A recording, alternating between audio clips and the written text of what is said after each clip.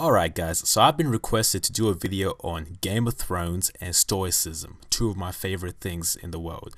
And I'm going to go through Game of Thrones and try and find out what is the best example of Stoicism in the series. So let's get into it. Don't fight in the north or the south. Fight every battle, everywhere, always, in your mind. Everyone is your enemy. Everyone is your friend. Every possible series of events is happening all at once. Live that way, and nothing will surprise you.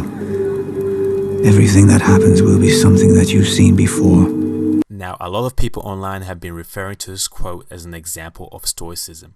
I don't completely agree with this claim, but I do see where people are making the parallels. Littlefinger's quote sounds like a letter that Seneca wrote to a friend. Now, Seneca wrote, "Nothing happens to the wise man against his expectation, nor do all things turn out for him as he wished but as he reckoned, and above all he reckoned that something could block his plans."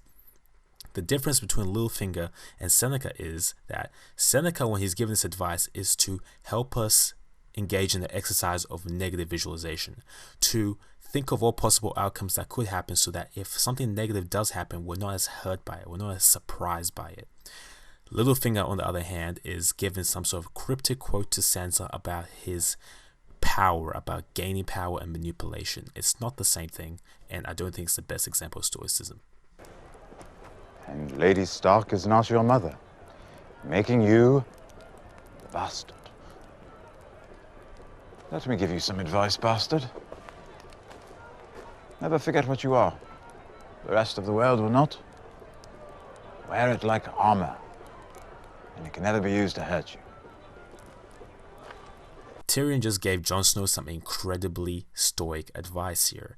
He told Jon Snow to turn his adversities upside down and to use his title of bastard as body armor, which is basically the benchmark of Stoicism, the ability to turn adversities into strengths.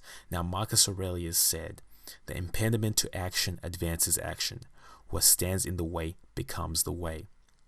The ability to change our perception of the events that happen in our life is what Stoicism is all about. The ability to turn these adversities into strengths.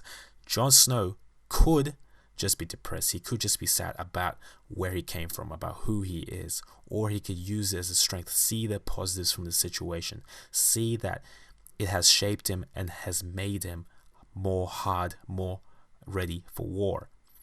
Same thing with Tyrion. Tyrion could also complain about being an imp, but he could also take the positive side and see how it has forced him to challenge himself in other ways. What he lacks for physically, he's adapted for mentally. And that's how we should approach our lives. When bad things happen, we should see what we can do about it and see the positives. Believe she will allow you to take the black and live out your days on the wall with your brother and your bastard son. You think my life is some precious thing to me? That I would trade my honor for a few more years of what? Of war?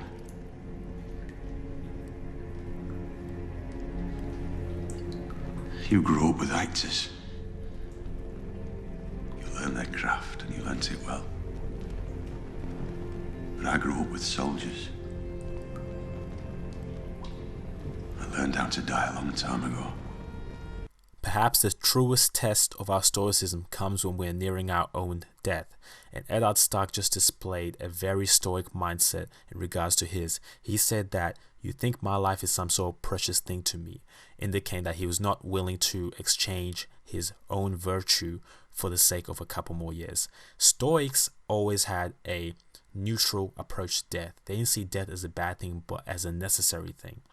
A big pillar of Stoicism is this idea of living in accordance with nature. Now, death is perhaps one of the most natural things that could happen to us, so the Stoics didn't have a problem with it. They understood the transience of the world. They understood how everything in life has a cycle, everything has a beginning and an end, so they were more focused on living in the moment than death. Now, Marcus Aurelius said, "A man cannot live well if he knows not how to die well." You cannot truly live well in the moment if you have not accepted the idea or the fact that you will die. Once you've learned how to die well, you can focus on coming to the moment and worrying about death when it comes. Okay, so those are my top takes of stoicism in Game of Thrones. If you know any other scenes, please comment them down below. I'm gone. I'm off to King's Landing. Peace.